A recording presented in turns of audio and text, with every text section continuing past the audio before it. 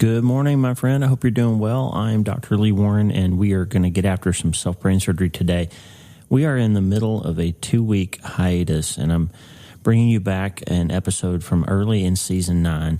And I'm doing a new intro for it because I just wanted you to hear my voice and tell you this episode is about the psychobiology of old memories. And it's important. If you've been through trauma or tragedy or some kind of massive thing, this episode, I want you to get your mind on what happens in your brain when you spend time in the past, when you time travel back to the past. It's important to understand the neurobiology of what happens when you live in a moment that happened in the past and what that has to do with the future and why it's so important to recognize how your brain handles old memories. So this is an important one. And I just wanted to tell you, Lisa and I are working hard, getting ready for Season 10, and I've been hearing from some folks that have been confused by the fact that I've been releasing old episodes and they show up in your podcast player as already having been played, so you're not getting notified that there's new episodes. So I'm doing this intro just so it'll release as if it were a new episode, and it'll pop up to make sure you don't miss it. But to say that, I want to be sure that you go back over the last few days since we've been on hiatus and make sure that I want you to go back and listen to the episodes we've been playing over the last few days, because all of them are going to be necessary. I want them on top of your mind as we get into Season 10. So we have all this information from neuroscience and from Scripture and how we smash faith and science together to get our minds ready so we can change our minds and change our lives and overcome trauma, tragedy, and massive things and really get after the business of finding hope again. And to do that, we need to spend a little bit of time understanding how memory works. And we're going to do that today with the psychobiology of old memories.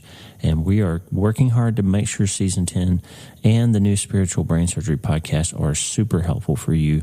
One final announcement. I said this to the paid subscribers the other day, but if you were a paid subscriber on Substack prior to September of last year, when Substack basically blew up and the podcast wasn't getting distributed, and that's what led to moving the newsletter over to MailerLite, and that's what led to moving the podcast over to Transistor, and all that stuff happened because Substack had a distribution problem. But basically, I paused the paid subscriber program in September and stopped the billing. So everybody that was a paid subscriber prior to September on Substack, you basically continued to have access to all that content, but you weren't having to pay anymore. And now that we've finally got everything sort of squared away again, we've relaunched the paid subscriber program in Substack. Some people also signed up or can sign up through MailerLite. I think if you're going to sign up as a paid subscriber, you should do it through Substack because they've got everything is in one place over there. If you sign up through MailerLite, I'll make sure you get all the content through Substack too, but it's a little bit more work for me. But the point is this: if you were a paid subscriber prior to September of last year, you are going to not have access to the paid content anymore now that we're up and running again. So you'll have to go back in and sign back up as a paid subscriber. So if you're missing that paid content, that's what happened. When Substack shut down in September, I didn't want you to get billed for something that wasn't out there, so I stopped all that. And it's one more step for you. But if you want to continue to support the podcast and have access to the archives and all the extra stuff that the paid subscribers get, we would love for you to go back and sign back up. We hope that you continue with us on this journey. That said, today we're going to bring this psychobiology of old memories episode back to you. Lisa and I miss you. We're ready to bring you all kinds of exciting new content. I did an interview yesterday with the New York Times bestselling writer that's going to be amazing. You'll get a little bit later it's going to be in early February. You'll get it in February. We have incredible guests, incredible content, great new stuff coming. We're starting to write the next book, and continue to pray for us. We're praying for you. Don't forget about the prayer wall. And let's take a look at what happens when you spend time in the past. Good morning, my friend. I hope you're doing well. Dr. Lee Warren here with you for another episode of the Self-Brain Surgery Podcast. Listen, we're going to get after something today. It's going to be Thursday. And normally on Thursday, I don't give you something new. Normally I go back in the archive from the past and mine something that's helpful and bring back something for Throwback Thursday. It gives me one day of the week where I don't have to be quite as busy, and I can create something from the past that's helpful, that's already been done, bring it to you. But today I have something just building up in my heart, a piece of information that I think will be helpful to you. I'm thinking about grieving thinking about people that are hurting, people that are suffering over something that's happened in the past. And I just feel like you need some information that I've got for you today. And we're going to talk a little bit about an old John Prine song. We're going to talk about rheumatoid arthritis and inflammatory cascades in your body. We're going to talk about gene expression, the psychobiology of behavior state-related genes, and how in the world are we going to tie all that together in a way that's going to help somebody who's grieving. Well, to understand that, you're going to have to understand about time travel and an old John Prine song called Paradise. And we're going to do all that in about 15 minutes. But before we get started, I have one question for you. Hey, are you ready to change your life? If the answer is yes, there's only one rule. You have to change your mind first. And my friend, there's a place where the neuroscience of how your mind works smashes together with faith and everything starts to make sense. Are you ready to change your life? Well, this is the place, Self-Brain Surgery School. I'm Dr. Lee Warren, and this is where we go deep into how we're wired, take control of our thinking, and find real hope. This is where we learn to become healthier, feel better, and be happier. This is where we leave the past behind and transform our minds. This is where we start today. Are you ready? This is your podcast. This is your place. This is your time, my friend. Let's get after it. You ready to get after it? Okay. Hope you're having a good day. Thursday, we're going to be in the operating room today, and I'm excited about having the opportunity to minister to and take care of some people in my practice as a neurosurgeon. And the whole team will be ready to go today. But I just have something on my heart. I've been following along. Jill and Brad Sullivan have this incredible podcast that I was honored to be a guest on recently called While We're Waiting. And they had lost a child to cancer and went through this horrifying thing of being bereaved parents, like Lisa and I know all too well. But they've built this incredible community of people who have gone through the loss of a child. And just reading some of those comments yesterday on one of Jill's posts and actually one of Brad's posts yesterday on Facebook. And if you've been through something hard like that, they'd be great people for you to follow. And they do these workshops and support groups all around the country, even around the world now. And they're just really leaders in the bereavement space, and they've done a lot of beautiful work to help people. And I was reading a comment, and somebody was just talking about how they just can't seem to stop thinking about what happened in the past and thinking of all the different ways that something could have been different than it was.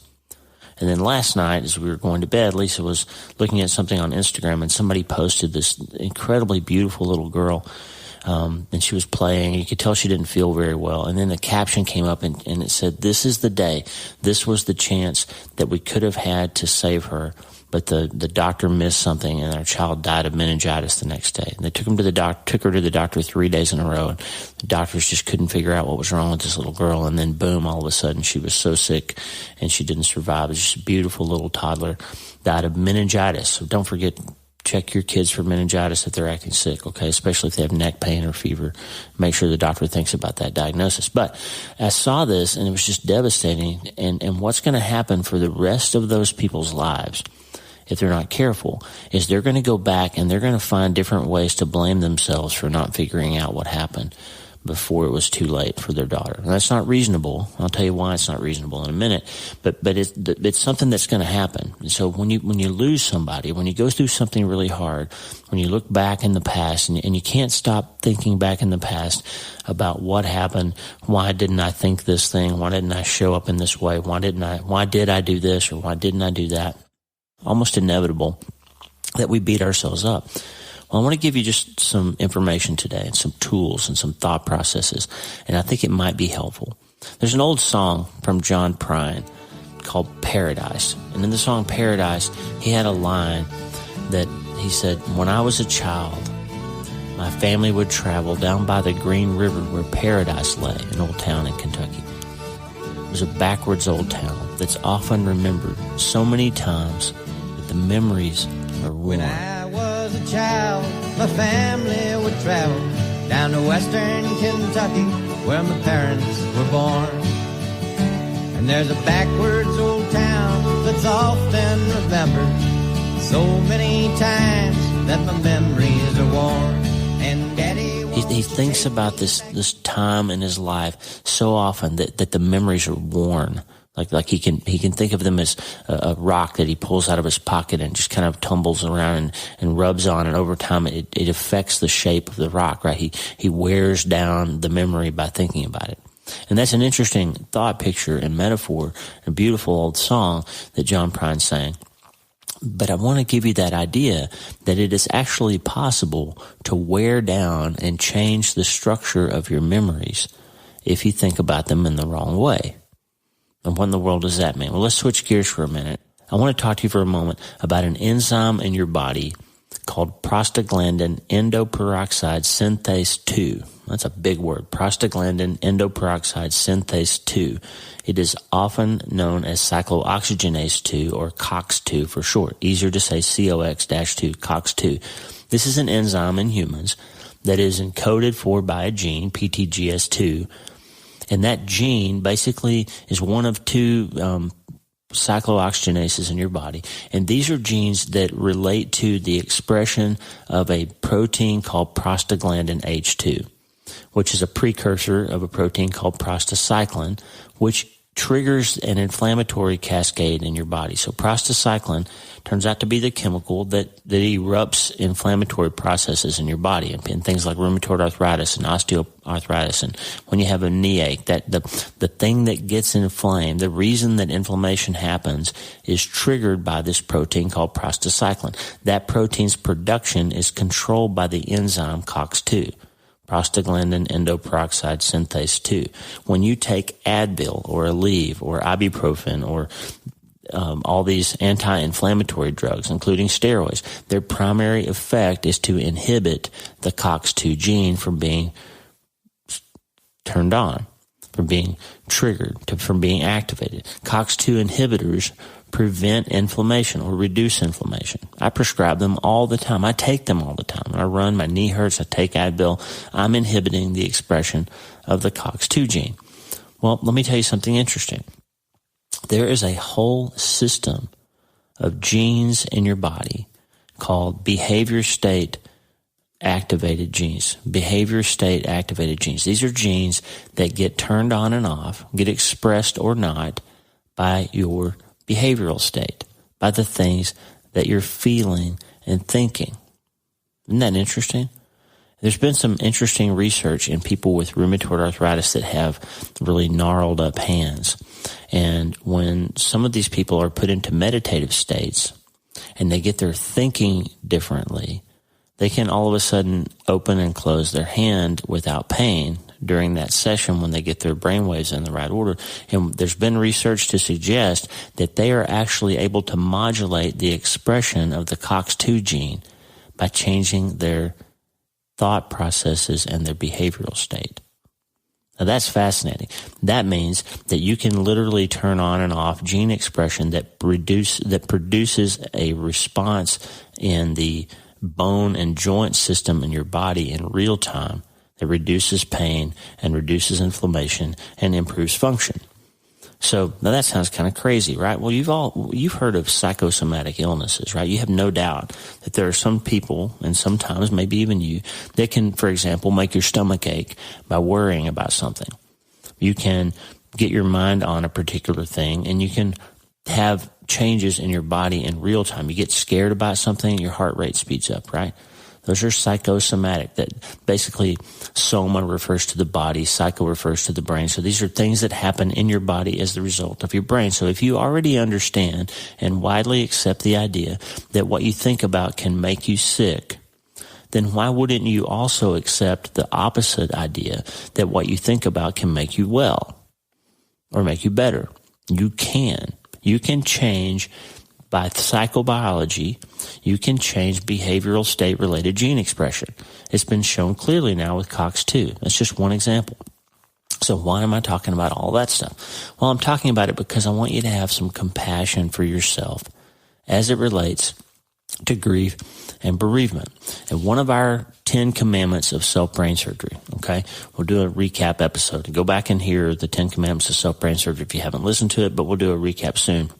The very first one, relentlessly refuse to participate in your own demise. Relentlessly refuse to participate in your own demise. And one of the corollaries of the 10 Commandments is this idea that what we are doing, we are getting better at. What we're doing, we're getting better at. We don't think about that very often. We think about, obviously, if I go to the gym and I work out, I'm getting stronger, I'm getting better at working out. If I run, I'm getting faster. If I practice something, I'm getting better at it. We don't apply that to our thought life very much because the negative side of that is also true, and we need to acknowledge it and think about it. When I ruminate, when I over-focus on something in the past, when I make those memories where, like John Prine's memory of paradise, that he thinks of so many times that the memories are worn. When we do that, we are actually becoming better at remembering that thing in that particular way. Okay? So if we want to relentlessly refuse to participate in our own demise, and we want to understand that what we do, we're getting better at, and if we know that it's inevitable that when we've lost someone or when we've gone through something really hard in the past, that we're going to have some habits of going back to think about it. That's inevitable. Then we want to make sure that when we go back and think about those things, that we do it in a way that is accurate and compassionate and helps us. Now, let me bring up Mary Frances O'Connor's incredible book, The Grieving Brain. I had her scheduled to be on the podcast, and we had a power outage, and now she's busy for the rest of the year. So I pray that I get to have her on the podcast sometime. But The Grieving Brain is probably the best book on grief I've ever read. It talks about the neuroanatomy and neurophysiology, what happens in your brain, based on her long career using functional imaging and what's happening when people get stuck in grief. And chapter 8 of that book, she calls spending time in the past. And this is where we're going to go. Just a short thought today that I want to give you. Let me just read you a passage from Mary Frances O'Connor. Psychologists call our thoughts about what could have happened counterfactual thinking. Counterfactual thinking often involves our real or imagined role in contributing to the death or the suffering of our loved one. It is the million what-ifs that roll through our mind. This is going to resonate with you. It does with me as a bereaved father. Here's the million what-ifs. If I had done this, he never would have died. If I had not done that, he never would have died. If the doctor had done this, if the train had not been late, if he had not had that last drink, the number of possible counterfactuals is infinite. Their infinite nature gives us endless thoughts to focus on, to consider and to reconsider, turning the scene around and around in our mind. Imagine you've got that rock in your pocket and you can pick it up and rub it with your thumb. Every time you're thinking about something, over time you wear out the spot that you like to rub and you smooth it out, and it changes and wears over time, like John Prine's memory, right? And that, my friend, is what happens when you ruminate on something with all the what-ifs of counterfactual thinking. Here's what Mary Frances O'Connor says. The irony is that this type of thinking, creating the myriad situations that could have happened, is both illogical and unhelpful in adapting to what has actually happened. Our brain may be still doing it for a reason, however. Some would say, Mary Frances says, that the reason is to try to figure out how to avoid deaths in the future, but it may be simpler than that. Our brain, by focusing constantly on the limitless number of alternatives to reality, is numbed or distracted from the actual painful reality that the person is never coming back. This is important, friend, okay?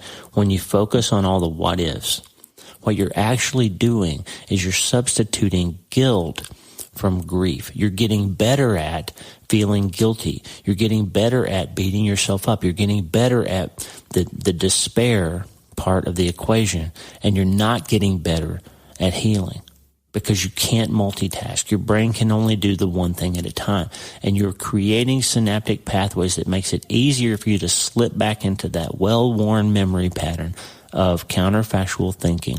And Mary Frances goes on to say, even when the counterfactual thinking involves the painful experience of guilt or shame, like believing we killed our baby, our brain still seems to prefer it over the terrifying, gut-wrenching truth that our loved one is no longer here.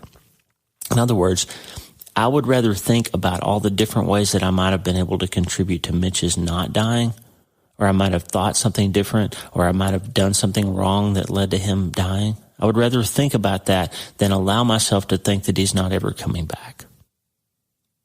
That's hard to admit, isn't it? or mulling over these counterfactuals, Mary Frances O'Connor says, can become a habit, a knee-jerk way of responding to pangs of grief. Why? Because what you're doing, you're getting better at. You're making synapses. You're making it more automatic that you'll slip into that guilt mode so that you can avoid grief. O'Connor goes on, although we are trading painful guilt for equally painful grief, at least guilt means we had some control over the situation. Believing we had control, even though we failed to use it, means the world is not completely unpredictable. It feels better to have bad outcomes in a predictable world in which we failed than to have bad outcomes for no discernible reason. Ultimately, my friend, when you lose a child, you will be left with the unavoidable truth, or when your husband dies, or when your wife strays, or when your world drops out, or you lose your dream, whatever it is, this massive thing you're having, ultimately, you have to admit that sometimes things just happen. That we're in a broken world, and you can't control everything.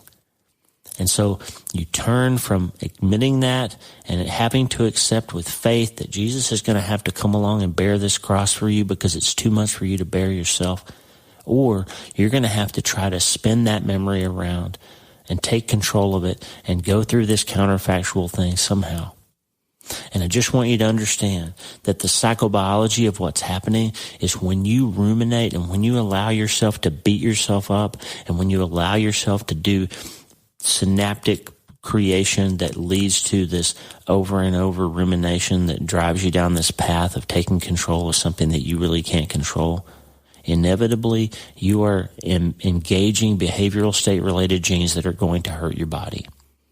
You're going to express things that are going to lead to inflammation and anxiety and acid production in your gut and possibly heart disease and cancers and all kinds of other things that go along with negative behavior-related gene expression in the body. We know that hurts us. You already know it. You already know that psychosomatic illnesses are real. You already know that after I lost my son, I've been honest about it. I got gray hair. I broke my molars. I developed shingles. You already know that you can hurt yourself. Now, let me give you the compassion piece of it, okay? From a neuroscience point of view, we all think that we can go back in time and visit our loved one that we've lost, or visit that situation that we regret, or visit that, what if I had told somebody that my uncle was doing that thing? And maybe he would have stopped. What if I had said he was saying inappropriate things to me? If I'd said that, then maybe he wouldn't have gone on to do the thing he did that ruined my life. Whatever it is that's in the past. We all think that we can go back there and deal with it and ration it out and reason with it and come to understand it and somehow manage it. But the fact is, it's not true. You can't, and here's why. This is the piece I need you to have compassion about, and this is the reason we're doing this today on Thursday instead of giving you something old. I just want to give you this one idea that I think will be compassionate for you, okay?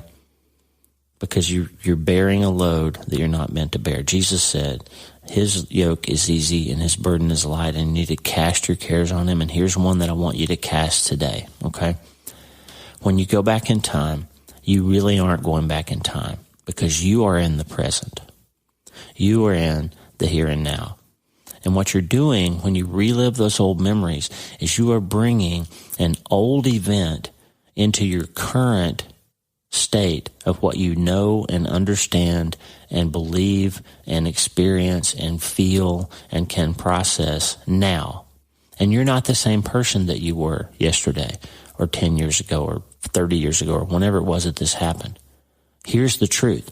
Now you've been listening to podcasts, and now you've read a bunch of books, and now you've been through therapy, and now you've gotten with your wife, and you've learned how to have a new life, and now your kids are all grown, and they've all come in different ways, and this has happened to us, and they've all said, you know, we don't think that Mitch did this or that. We no longer think that this would have happened differently if we had changed. You're not the same person now. You're not in the same world now that you were then. And so it is not possible for you to go back and have an intellectually honest and accurate thought process about what could have been then by thinking about what you know and who you are now, because you didn't have that experience and that insight and that knowledge and all of that education and all those conversations and all those years to mull it over. You didn't have that when you were back then. Okay? There's a woman who writes in who lost a son to drowning, and she's now gone on to have this incredible impact in her state of water safety, and legislation has changed, and all these things that she's done that have changed the way that state interacts with people who are swimming, and to make people aware of how easy it is to drown, even if you're a good swimmer. But you know what? If she goes back in time and blames herself for not having armed her child with that information back then, that's not reasonable, because before her child died, she was not an expert on water safety. Before her child died, she didn't know all those things. She didn't know that the state hadn't made people aware and hadn't prepared, and that there was so much danger. She didn't know that then. So it wouldn't be reasonable then for her to go back in time and blame herself now for something she could not possibly have known then. And so the piece of compassion that I'm giving you today, my friend, is don't take your current self back in time and try to relate to your prior trauma or your prior loss or your prior failure or your prior victimization in the context of who you are now, and try to think that you should have been that person then, because it's impossible. It is counterfactual thinking, and it will lead to harmful behavioral state gene expression, and you will be participating in your own demise if you allow yourself to get better at that thing that you should not try to be better at. Instead, compassionately go back and allow yourself to grieve. Trade that guilt for grief, and let people like Jill and Brad Sullivan, if you need a guide, go check out While We're Waiting, and get into some healthy patterns of learning how to grieve properly. Okay? Get into some therapy, get into some books, get into some scripture, get into something that can help you get your head on straight about the way that you need to try to move forward and eliminate. Let's do a self-brain surgery operation and sever the sick synapse that leads us down to the what ifs and the counterfactual thinking and the wearing those memories out by mulling them over and over and over again so many times that the memories are worn. Let's instead honor those memories of who those people were, or what we were like before, or what we are like now, and all the different ways that God has grown us and changed us and stretched us after these events have happened, these massive things. And let's praise God for the fact that He does keep His promises, and Romans 8:28 does turn out to be true. There are some good things that come in our lives again, even after we've been through these massive things. Let's don't forget. Let's be grateful. And let's find a way to take that grief and learn to use it as we heal, but not go down that pathway to guilt anymore. Can we do that? I think you need to change your mind about the past. I think you need to understand that you can turn genes on and off with your thinking. And I think you can learn to be healthier and feel better and be happier again, in spite of all those things that have happened. But if you're going to do that, my friend, the good news is you can start today.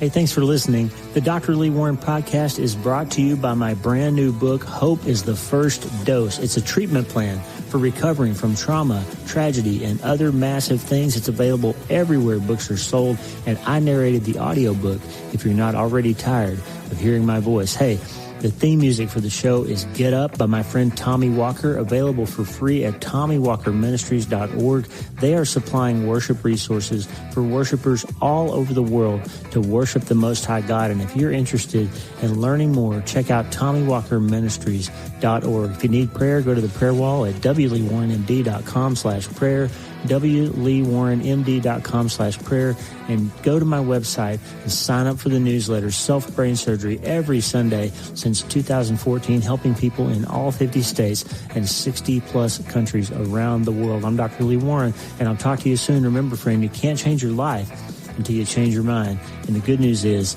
you can start today.